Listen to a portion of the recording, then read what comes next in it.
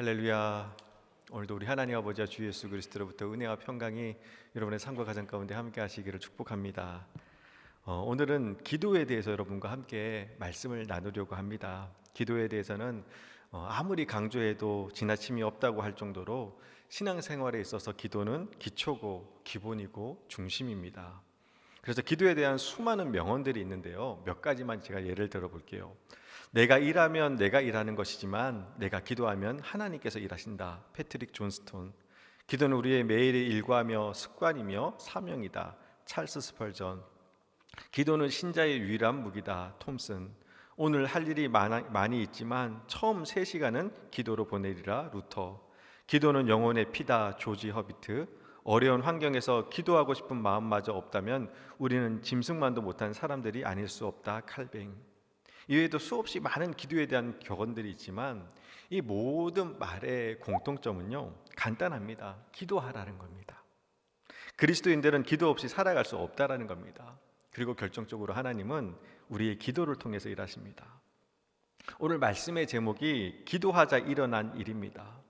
여기 계신 분들이라면 기도 안 해보신 분들은 아마 없으실 겁니다. 자, 여러분, 기도하니까 어떤 일이 일어나시던가요? 그럼 대부분은요, 목사님 아무 일도 안 일어나는 것 같은데요 라고 생각하실 겁니다. 왜냐하면 기도했다고 즉시 어떤 눈에 보이는 가시적인 사건이 일어나는 것이 없어 보이기 때문입니다. 아니면 마음의 위안이나 또는 믿음의 확신 같은 하나님이 주신 어떤 심리적 평안을 떠올릴 수도 있으실 겁니다. 물론 기도하면 하나님께서 평안을 주십니다. 하지만 여러분, 기도는요, 그런 막연한 것이 아니라 막연한 것이나 단순히 정적인 것만이 아닙니다. 기도하면 우리의 삶 가운데 놀라운 하나님의 역사가 시작됩니다. 짧은 영상 하나 볼 건데요, 이 KNN 뉴스라고 부산 경남을 중심으로 방송하는 지역 뉴스에 나온 내용입니다. 유명한 영상이라 여기저기 유튜브 쇼츠로도 많이 나오는 영상인데요, 우리 잠깐 영상 보고 말씀 이어가도록 하겠습니다. 엘리베이터에 갇힌 한 아이, 어쩔 줄 몰라 하며 발을 동동 구릅니다. 곧이어 두 손을 꼭 모으고 웅크려 앉아 기도를 시작하는데요. 이 소년의 기도가 통한 걸까요? 잠시 후 엘리베이터 문이 열립니다. 소년은 잠시 머뭇거리더니 이내 엘리베이터에서 나가 탈출합니다. 현지 시각 28일 프리프레스 저널이 보도한 엘리베이터 CCTV에 엘리베이터에 갇힌 어린 소년의 모습이 화제인데요. 영상 속 아이는 겁에 질린 채 주님 문을 열어주세요. 조금 무섭지만 주님이 저와 함께 계신 걸 알아요 라고 속삭입니다. Jesus, por favor, abre a porta do elevador. Eu tô com um pouquinho de medo, mas eu sei que o Senhor cuida de mim. 아이가 기도를 마치고 아멘이라고 말하는 그 순간 굳게 닫혀있던 엘리베이터 문이 활짝 열립니다. 조금 놀란 듯 뒷걸음질 치던 소년은 문이 닫히기 전 재빨리 엘리베이터에서 탈출하는데요. 영상은 SNS를 중심으로 빠르게 확산하며 감동을 주고 있습니다. 네티즌들은 아이의 순수함이 너무 아름답다. 두려운 상황에서 바로 기도할 수 있는 신앙심이 대단하다. 혼자 무서웠을 텐데 장하다 등의 반응이 이어집니다. 자, 만약 여러분들이 저런 상황에 놓이게 되었다면 여러분 어떻게 하실 것 같은가요? 만약 여러분들이 엘리베이터에 갇혔다면, 만일 저라면 아마도 그냥 엘리베이터 안에 비상벨을 먼저 눌렀을 것 같아요. 아니면 핸드폰을 꺼내서 도움을 줄 수 있는 가족이나 지인에게 연락하거나, 그것도 아니면 119 전화를 해서 구조를 요청했을 겁니다. 그것도 안 되면 아마 사람 살려주세요라고 소리 질렀을 겁니다. 아마도 여기 계신 분들 중 대부분 그렇게 하지 않았을까 싶습니다. 그런데 여러분, 영상 속 어린아이는요, 기도합니다. 이 영상을 보면서 기도가 능력이라고 수없이 전했고 들었고 알고 있지만, 여러분, 우리가 위기의 상황에서 솔직히 우리는 기도보다는 우리의 경험과 지식을 더 많이 의지하려고 합니다. 그리고 그렇게 다 해본 후에 안 되면 기도합니다. 비상벨을 눌렀는데 아무런 응답이 없고, 엘리베이터 안이라 전화가 안 터져서 전화도 할 수가 없고, 큰 소리로 사람 살려라고 외쳐도 아무런 인기척이 들리지 않을 때, 그렇게 내 지식과 경험으로 다 해보고 안 될 때, 그제서야 비로소 기도를 합니다. 기도는 늘 나중이었습니다. 한 번은 저녁 식사 도중에 한 성도님께 전화가 왔습니다. 한참을 통화하고, 네 성도님 힘내세요, 기도할게요 라고 전화를 끊고 다시 밥을 먹으려고 숟가락을 드는데, 그 모습을 본 아이가 아빠 기도한다고 말해놓고서 왜 기도 안 해? 라고 묻는 겁니다. 근데 그 말을 듣는데 마치 머리로 망치로 한 대 맞은 것 같았습니다. 당황스러웠고 얼굴이 빨개질 정도로 부끄러웠습니다. 그래서 밥 먹고 할 거야 라고 말하고 얼른 식사를 마치고 안방에 혼자 들어가서 기도하려고 눈을 감았습니다. 그런데 그때 왜 기도 안 하는데? 라는 이 아이의 음성이 마치 하나님의 음성처럼 들리는 겁니다. 왜 기도 안 하는데? 그 말이 가슴을 찌르는데 너무 부끄럽고 창피해서 그날 참 많이 반성하고 회개했습니다. 기도의 능력이 있다는 것을 알면서도, 또 기도 외에는 다른 방법이 없다는 것을 경험했으면서도, 그래서 기도해야 한다고, 기도할 때 하늘문 열리고 하나님의 역사가 시작된다고 그렇게 설교했으면서도 밥 먹고 나서 시간 될 때 하는 것이 기도였습니다. 정작 저에게는 그 기도의 절절함이 없었던 겁니다. 그래서 요즘은요, 기도할게요라고는 말을 내뱉었다면 아이들이 무서워서도 무조건 방에 들어가서 기도합니다. 그리고 소리 내서 티나게 기도합니다. 이 기도의 감시자가 있다는 것이 얄미우면서도 때로는 다행이라고 생각합니다. 기도가 먼저입니다. 여러분은 어떠신가요? 기도 잘하고 계신가요? 혹시 기도가 너무나 필요한 상황인데 기도하지 않고 엉뚱한 것에 기웃거리고 있지는 않으신가요? 또 내 힘으로 다 해보고 안 되면 그제서야 기도하시진 않으신가요? 오늘 이 기도에 대한 말씀을 준비하면서 다니엘서를 본문으로 정한 것은요, 이 다니엘서를 읽다 보면 알게 되는 사실이 있습니다. 그것은 바로 다니엘의 삶의 중심에는 늘 기도가 있었습니다. 그리고 하나님은 그 기도 가운데 역사하셔서 놀라운 일들을 이루어 가십니다. 잘 아시듯이 다니엘은 하루에 3번 예루살렘을 향해서 창문을 열고 기도했습니다. 자신을 죽이기 위한 음모가 있다는 것을 알면서도 다니엘은 그 기도를 멈추지 않았습니다. 그래서 이 일로 인해 사자굴 속에 들어갔지만 하나님이 천사를 보내어 사자들의 입을 봉하셔서 털끝 하나 상하지 않게 하셨습니다. 이것이 바로 기도의 힘이고 기도의 능력입니다. 다니엘이 그 많은 역경과 고난 속에서도 승리할 수 있었던 비결은 딱 하나, 다니엘은 기도하는 사람이었습니다. 사랑하는 여러분, 기도하는 사람은요, 결단코 실패하지 않습니다. 때로는 넘어지고 흔들릴 수도 있을 겁니다. 하지만 그때마다 기도할 것이고, 기도할 때 하나님의 역사가 시작되기 때문입니다. 그래서 기도하는 사람이 능력의 사람이고요, 기도하는 그 시간이 가장 귀하고 복된 시간이 되는 겁니다. 하나님은 우리의 기도에 반드시 응답하십니다. 오늘 우리가 함께 읽은 말씀은요, 다니엘서 중에서도 다니엘의 기도에 하나님이 응답하시는 장면입니다. 다니엘서 9장 앞부분에는 다니엘이 이스라엘 민족의 포로 생활이 끝난다는 사실과 함께 이 민족의 고난이 조상들의 죄로 인한 것임을 깨닫게 되는 장면이 나옵니다. 그리고 그 즉시 다니엘은 베옷을 입고 금식하며 회개 기도를 합니다. 그리고 그런 다니엘에게 하나님은 천사 가브리엘을 보내십니다. 기도의 응답이 이루어진 것이죠. 근데 여러분, 여기서 인상적인 것이 있는데요, 그것은 기도 응답이 이루어진 시간입니다. 우리 23절 말씀입니다. 우리 23절 말씀 우리 다시 같이 한 목소리로 읽도록 하겠습니다. 23절 말씀입니다.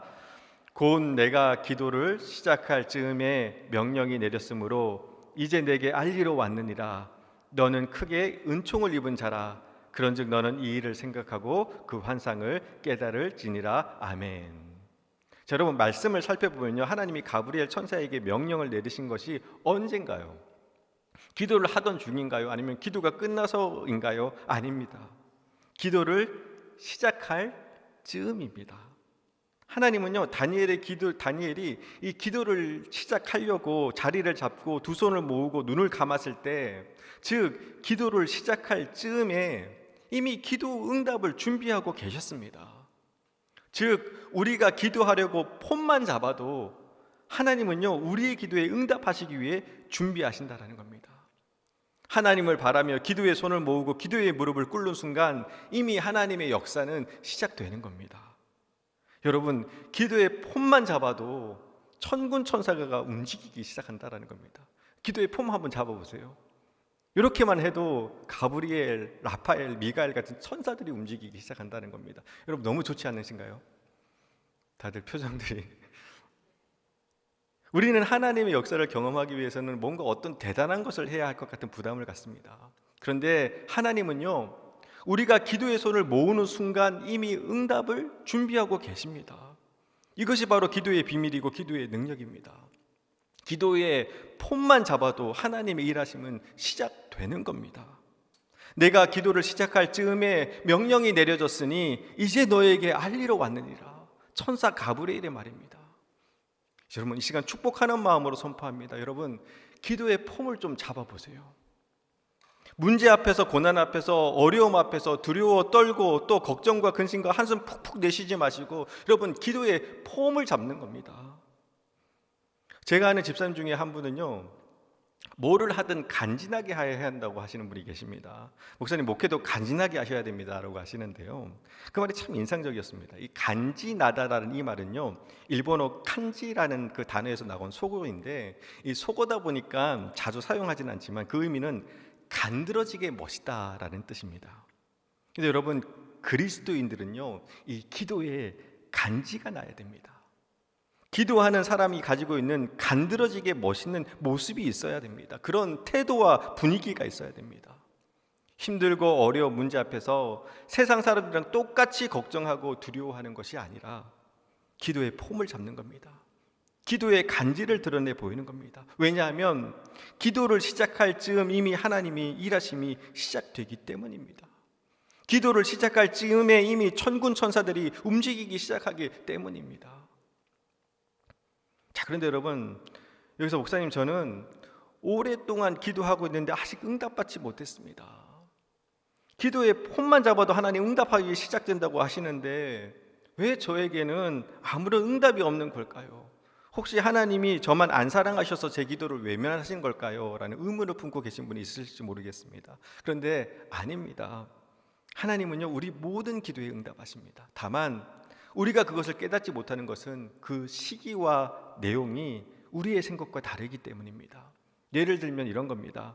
여러분, 인터넷 쇼핑을 해본 적 있으실 겁니다. 마음에 드는 물건을 골랐습니다. 그리고 결제를 했습니다. 그렇다고 바로 그 물건이 내 앞에 짠 하고 나타나는 것이 아닙니다. 상품을 준비하고 배송하는데 시간이 걸립니다. 그래서 보통은요, 상품 준비 중 또는 배송 중이라는 중간 과정이 있습니다. 마찬가지로 내가 하나님 앞에 기도를 시작하는 순간 응답 준비 중 또는 응답 진행 중이라는 과정이 있습니다. 그러니 우리가 할 일은요, 기대를 갖고 기도하며 기다리면 됩니다. 아직 응답받지 못하셨다면 응답 준비 중이거나 응답 진행 중에 있는 겁니다. 믿음을 갖고 기다리셔야 됩니다. 하나님의 역사는 이미 시작되었습니다. 그런데 때로는요, 주문이 취소될 때가 있습니다. 이것은 내가 원하는 기도 제목이 오히려 나에게 위험이 되거나 내 인생을 넘어지게 하는 것이라면 그것에 대해서는 주문 취소가 이루어집니다. 예를 들면 이런 겁니다. 유치원에 다니는 어린아들이 중국 무협 영화를 보다가 너무 감명받아서, 아버지, 저는 이제부터 무술을 연마하겠습니다. 그러니 진짜 칼 한 자루만 사주십시오 한다면 여러분은 유치원 다니는 아들에게 진짜 칼을 사주시겠습니까? 절대로 안 사줄 겁니다. 아무리 조르고 간청해도 이건 사줄 수가 없습니다. 이유는 칼을 사주었다가는 사랑하는 아들이 그 칼에 의해서 죽거나 다치거나 그럴 수 있기 때문입니다. 그런데 어떻게 칼을 사줍니까? 아들이 아무리 때를 써도 그것으로 인해 서운해하고 원망해도 안 되는 건 안 되는 겁니다. 야고보서 4장 3절 말씀을 보면요, 제가 읽어드릴까요? 구하여도 받지 못하면 정욕으로 쓰려고 잘못 구하기 때문이라. 아멘.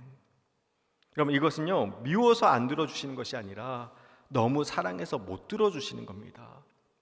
이런 경우는 안 돼가 기도의 응답입니다. 안 돼, 이게 기도의 응답입니다. 어쨌든 한 가지 확실한 것은요, 우리가 기도를 시작하는 순간에, 기도를 시작할 즈음에 하나님의 역사는 이미 시작되었다는 겁니다. 그것이 즉각적인 응답이든 아니면 응답 준비 중이시든 아니면 응답 진행 중이시든 아니면 이건 안 돼라고 거절하시든 어떤 모양으로든 하나님은 우리의 기도에 100% 응답하십니다. 기도에는요, 무응답은 없습니다. 그러니 기도하세요. 다니엘이 기도를 시작할 즈음에 하나님께서 천사 가브리엘을 다니엘에게 보내신 것처럼 기도의 손을 모으고 기도하기 위해 눈을 감는 순간 하늘의 역사는 이미 시작된 줄 믿습니다. 그 믿음으로 기도하는 기도의 사람들 되시기를 주님의 이름으로 축원합니다. 다음으로 기도하자 일어난 두 번째는요, 우리가 기도할 때 하나님의 계획을, 하나님의 언약을, 하나님의 마음을 알게 됩니다. 그 말씀이 이제 24절부터 27절까지 말씀에 나오는데, 이 예언이라 조금 이해하기 어려울 수 있지만 우리 다시 한번 같이 한번 읽어보도록 하겠습니다. 24절에서부터 27절까지 말씀입니다. 같이 읽겠습니다. 내 백성과 내 거룩한 성을 위하여 이른 이래를 기한으로 정하였나니 허물이 그치며 죄가 끝나며 죄악이 용서되며 영원한 의가 드러나며 환상과 예언이 응하며 또 지극히 거룩한 이가 기름을 부받으리라. 그러므로 너는 깨달아 알지니라. 예루살렘을 중건하는 영이 날 때부터 받은 자 곧 왕이 일어나기까지 7이레와 62이레가 지날 것이요 그 곤란한 동안에 성이 중건되어 광장과 거리에 세워질 것이며 62이레 후에 기름 부음을 받은 자가 끊어져 없어질 것이며 장차 한 왕의 백성이 와서 그 성읍과 성소를 무너뜨리니와 그의 마지막은 홍수의 수진 같을 것이며 또 끝까지 전쟁이 있으리니 황폐할 것이 작정되었느니라. 그가 장차 많은 사람들과 더불어 한 이레 동안에 언약을 굳게 맺고 그가 그 이레의 절반의 제사와 예물을 금지할 것이며 또 포악하여 가증한 것이 날개를 의지하여 설 것이며 또 이 정한 종말까지 진노가 황폐하게 하는 자에게 쏟아지리라 하였느니라 하니라. 아멘. 자, 무슨 얘기인지 하나도 모르겠죠. 이게 복잡하고 난해한데 사실 예언의 말씀이라서 그렇습니다. 그리고 이 예언은 막 숫자가 들어가서 더 어려워요. 근데 제가 이 말씀 속에는요, 이 땅에 오실 메시아에 대한 예언이 담겨졌습니다.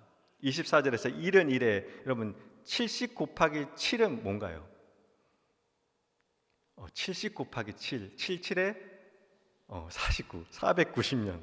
490년이 지나면 이 땅에 영원한 의가 드러나게 된다는데, 여기서 영원한 의란 메시아의 등장을 얘기하는 것이고요. 또 25절에서 예루살렘을 중건하는 영은 느헤미야에서 나오는 아닥사스다 왕을 뜻하고, 기름 부은 자 곧 왕은 바로 예수님을 뜻합니다. 그렇게 7일에 곧 49년 만에 성전이 재건되고 62일에 62 곱하기 9, 그러면 434년이 지난 뒤에 예수님이 이 땅에 오십니다. 그리고 26절에서 62일 후에 기름 부은 자가 끊어져 없어진다는 것은 예수님의 십자가 죽음을 의미합니다. 그리고 이어서 예수님의 죽음 이후에 등장하는 한 왕은 예수님 당시 세계의 패권을 차지한 로마를 뜻합니다. 사실 지금은요, 우리가 이 예언의 말씀을 읽어도 어렵기만 하지 별로 감흥이 없습니다. 왜냐하면 우리는 예루살렘의 성전이 재건되거나 예수님이 이 땅에 오시고 십자가에 죽으셨다는 것을 다 압니다. 왜냐하면 우리에게는 이미 지나온 역사이기 때문입니다. 그런데 여러분, 다니엘에게 이 예언의 말씀은요, 놀랍고도 신기했을 겁니다. 이유는 지금 어떤 상황이냐면요, 기원전 490년 전의 인물인 다니엘에게 490년 후에 이 땅에 오실 예수 그리스도를 통한 하나님의 구원 계획을 가르쳐 주고 계신 겁니다. 내일 일도 알 수 없는 게 우리 인생인데, 지금 하나님은 다니엘에게 예수 그리스도를 통한 이 땅의 하나님의 구원의 역사를 다 보여주신 겁니다. 물론 민족의 아픔을 끌어안고 기도했던 다니엘이 하나님 보시기에 이쁘셨을 겁니다. 그건 인정하다 치더라도 그래도 이건 너무 과한 것 아닌가, 어떻게 한 사람에게 이 땅을 향한 하나님의 구원 계획을 다 말씀해 주셨을까라는 의문이 들었습니다. 그런데 그때 떠오른 말씀이 있었습니다. 시편 25편 14절 말씀입니다. 자, 우리 화면을 참고해서 같이 한 목소리로 읽도록 하겠습니다. 여호와의 친밀하심이 그를 경외하는 자들에게 있으며 그의 언약을 그들에게 보이시리로다. 아멘. 즉 하나님을 경외하는 자들에게 하나님께서 그 언약을 그들에게 보이시리라. 하나님을 경외하는 자들에게 하나님께서는 당신의 언약을 보여주신다는 겁니다. 가르쳐 주신다는 겁니다. 그 예로 아브라함을 들 수가 있습니다. 그럼 창세기 말씀을 보면요, 하나님이 아브라함에게 이삭을 주시기 전에, 또 소돔과 고모라를 멸망시키기 전에 미리 말씀합니다. 창세기 18장 17절 말씀입니다. 우리 화면을 참고해서 같이 한 목소리를 들어가겠습니다. 여호와께서 이르시되 내가 하려는 것을 아브라함에게 숨기겠느냐. 아멘. 여러분, 이 말씀의 의미는요, 내가 하려는 것을 아브라함에게 숨기지 않겠다라는 겁니다. 가르쳐 주시겠다는 겁니다. 아브라함아, 내가 너에게 뭘 숨기겠어 하며 다 말씀해 주시겠다는 겁니다. 여러분, 하나님을 경외하는 자들에게 하나님은요, 하나님의 마음을, 하나님의 뜻과 계획을 드러내 보여주십니다. 이것이 바로 여호와의 친밀하심입니다. 자, 이제 여러분 도전하고 싶습니다. 여러분, 하나님과 친하세요? 대답하기가 되게 애매하시죠. 친한 것 같기도 하고 안 친한 것 같기도 하고. 근데 여러분, 우리 인생에서 정말 중요한 것은요, 하나님과의 관계입니다. 하나님과의 관계가 회복되어야 길이 보입니다. 따라서 힘들고 어려울 때, 또 앞으로 어떻게 해야 될지 답답하고 막막할 때, 걱정과 두려움이 밀려올 때, 원망과 불평하기 전에 여러분, 하나님과 친해지셔야 됩니다. 그래야 하나님의 계획과 뜻을 알게 됩니다. 자, 그럼 이제 하나님과 친해지는 방법을 가르쳐 드릴게요. 여러분, 사람과 친해지려면 어떻게 해야 되나요? 간단합니다. 자주 보면 됩니다. 마찬가지로 하나님과 친밀해지려면요, 자주 하나님을 만나면 됩니다. 다니엘에게 하나님께서 하나님의 구원 계획을 알려주신 것은요, 다니엘과 하나님과의 친밀함 때문이고, 그리고 그렇게 친밀해질 수 있었던 결정적 이유는 다니엘은 하루 3번 이상 시간을 정해서 하나님을 만났습니다. 기도했습니다. 기도는 하나님과의 사귐이며 교제입니다. 즉 다니엘은 적어도 하루에 3번 이상 하나님과 교제한 겁니다. 그런데 어떻게 안 친해질 수가 있겠습니까? 기도를 통해서 하나님의 친밀함이 형성되고, 그 친밀함을 통해서 하나님은 당신의 언약과 구원 계획을 알려주신 겁니다. 그래서 여러분, 문제 해결이 먼저가 아니라 하나님과의 친밀함이 먼저입니다. 즉 기도가 먼저입니다. 그리고 그렇게 하나님과의 마음과 계획과 뜻을 알게 되면요, 이제는 더 이상 걱정할 것도 염려할 것도 없습니다. 두려워할 것도 없습니다. 왜냐하면 가장 좋은 길로, 가장 완전한 길로 인도하실 하나님의 계획을 아니까요. 보여주셨으니까요. 뭐가 무섭고 뭐가 걱정할 게 있겠습니까? 그래서 앞이 캄캄할 때 기도 잊지 마세요라고 하는 것이고요, 기도할 수 있는데 왜 걱정하십니까? 라고 하는 겁니다. 그리고 또한 오늘 말씀에서 인상적인 것은요, 가브리엘이 다니엘에게 나타나 하나님의 언약을 말하기 전에 한 말이 있습니다. 뭐라고 하냐면요, 우리 23절 말씀 다시 같이 한 목소리로 읽도록 하겠습니다. 23절 말씀입니다. 곧 내가 기도를 시작할 즈음에 명령이 내렸으므로 이제 내게 알리러 왔느니라. 너는 크게 은총을 입은 자라. 그런즉 너는 이 일을 생각하고 그 환상을 깨달을지니라. 아멘. 가브리엘 천사가 다니엘에게 하나님의 구원 계획을 알려주면서 한 첫 번째 말이 뭐냐면요, 바로 너는 크게 은총을 입은 자라는 겁니다. 근데 여러분, 말씀을 보면요, 너는 크게 은총을 입은 자라고 말씀하신 다음에 다니엘에게 어떤 재물을 주신 것도 아니고 장수의 복을 주신 것도 아니고 어떤 대단한 능력과 재능을 주신 것도 아닙니다. 그죠? 하나님께서 예수 그리스도를 통해 이 땅을 구원하신다는 그 구원 계획을 알려주십니다. 그런데 그게 바로 은총이라는 겁니다. 만약 제가 권사님은 하나님의 큰 은총을 입은 자입니다. 집사님은 하나님의 큰 은총을 입은 자입니다. 성도님은 하나님의 큰 은총을 입은 자입니다 라고 한다면 여러분 어떠실 것 같으세요? 목사님 갑자기 왜 그러시나? 나에게 무슨 놀랄만한 좋은 일이라도 생겼나? 로또 복권이라도 사야 되나? 주택 청약이라도 당첨됐나? 아니면 하나님께서 생각하지도 못한 큰 축복을 주시려고 하시나 하고 설레고 궁금하실 겁니다. 그때 하나님의 구원을 받으셨잖아요. 그러니 큰 은총을 입은 자입니다 라고 한다면 뭔가 되게 기대했는데 당연한 말씀을 하시니 조금 실망스러울 겁니다. 근데 여러분, 진정한 은총은요, 그런 게 아닙니다. 하나님의 구원을 받은 것이 진짜 은총입니다. 할렐루야. 그래서 신명기 33장 29절 말씀을 보면요, 모세가 죽기 전에 이스라엘 백성을 향한 선포가 나옵니다. 우리 화면을 참고해서 신명기 33장 29절 전반부 말씀인데 우리 같이 한 목소리를 읽어보도록 하겠습니다. 이스라엘이여 너는 행복한 사람이로다. 여호와의 구원을 너같이 얻은 백성이 누구냐? 아멘. 여호와의 구원을 받은 사람이 행복한 사람이라는 겁니다. 여호와의 구원을 받은 사람이 큰 은총을 입은 자라는 겁니다. 그런 의미에서 우리가 고백하는 찬송가 620장의 고백처럼 여기에 모인 우리 주의 은총 받은 자여라. 앞으로 은총을 받을 자들이 아니라 이미 은총을 받은 자들이라는 겁니다. 여기에 모인 우리가 다. 여러분, 우리 예수님 믿잖아요. 나 같은 죄인 살리신 주님의 은혜가 이미 우리에게 있잖아요. 구원 받았잖아요. 우리 옆 사람이랑 이렇게 한번 인사했으면 좋겠습니다. 당신은 큰 은총을 받은 자입니다. 자, 부끄러워하지 마시고 당신은 큰 은총을 받은 자입니다. 여러분, 그냥 은총이 아닙니다. 큰 은총입니다. 큰 은총. 그런데 안타까운 것은요, 이 어마어마한 은혜를 잊고 살아갑니다. 여러분, 우리의 모습을 가만히 보세요. 정말 은총받은 자의 모습이 맞는지. 하나님 말씀하셔도 이해가 되지 않고 납득되지 않으면 포기해버립니다. 기도에 응답이 더디고 상황과 환경이 어려워지면 낙심합니다. 주만 바라보겠다고 찬양은 하지만 세상 바라보고 사람 의지합니다. 사랑하는 여러분, 이 시간 여러분에게 꼭 부탁드리고 싶은 것은요, 어떤 상황 속에서도 내가 바로 주의 은총받은 자라는 것을 잊어버리시면 안 됩니다. 목사님, 내 상황을 보십시오. 이 병든 육신을 보십시오. 저는 버림받았습니다. 제 모습을 보십시오. 저는 실패한 인생입니다. 목사님, 내 인생은 안 된다는 증거로 가득 차 있습니다. 그런데 아닙니다. 여러분, 우리는요, 주의 은총받은 자들입니다.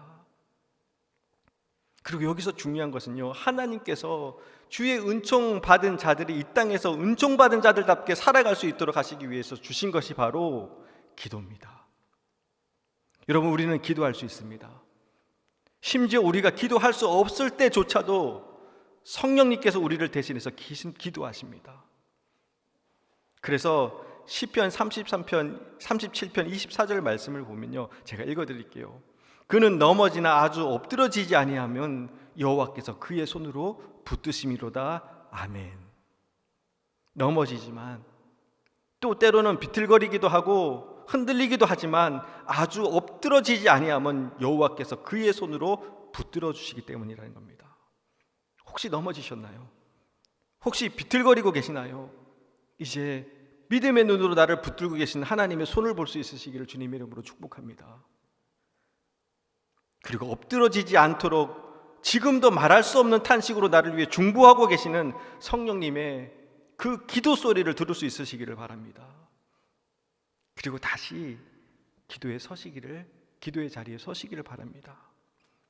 문제 앞에서 또 고난 앞에서 힘든 시간을 보내고 있다 할지라도 여러분 잊지 마시길 바랍니다. 우리가 바로 하나님의 큰 은총을 입은 자들이고 우리는 기도할 수 있습니다. 다니엘이 기도를 시작할 즈음에 하나님께서 이미 천사 가브리엘을 보내셨던 것처럼 우리 역시 기도를 시작할 즈음에 하늘문이 열리고 하나님의 일하심이 시작될 줄 믿습니다. 그 믿음으로 그리고 그 기도로 날마다 세상을 이기며 살아가는 저와 여러분이 되시기를 주님의 이름으로 축원합니다.